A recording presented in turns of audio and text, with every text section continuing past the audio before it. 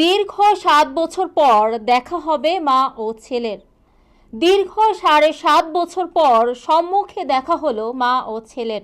উন্নত চিকিৎসার জন্য যুক্তরাজ্যের লন্ডনে পৌঁছানোর পর বিএনপির চেয়ারপারসন ও সাবেক প্রধানমন্ত্রী খালেদা জিয়াকে স্বাগত জানান তার ছেলে বিএনপির ভারপ্রাপ্ত চেয়ারম্যান তারেক রহমান ও পুত্রবধূ জুবাইদা রহমান।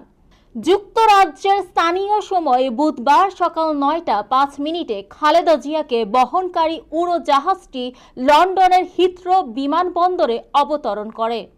এ সময় যুক্তরাজ্যে বাংলাদেশের ভারপ্রাপ্ত হাই কমিশনার হযরত আলী খান বিমানবন্দরে খালেদা জিয়াকে ফুল দিয়ে স্বাগত জানান। তারেক রহমান ২০০৭ সাল থেকে লন্ডনে রয়েছেন।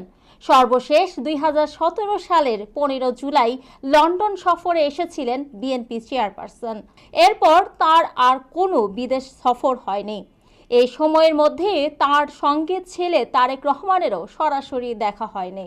চোখ ও পায়ের ফলো আপ চিকিৎসার জন্য ২০১৭ সালের ১৫ জুলাই সন্ধ্যায় এমিরেটস এয়ারলাইন্সের একটি ফ্লাইটে লন্ডনের উদ্দেশ্যে ঢাকা ত্যাগ করেছিলেন খালেদা জিয়া। সংযুক্ত আরব আমিরাতের দুবাইয়ের তিনি যাত্রা বিরতি করেন।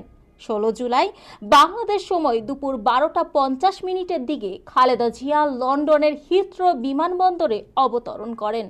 সে সময় বিএনপির তৎকালীন senior vice chairman Tarique Rahman এবং যুক্তরাজ্য বিএনপির বিপুল সংখ্যক নেতাকর্মী বিমানবন্দরে খালেদা জিয়াকে স্বাগত জানান।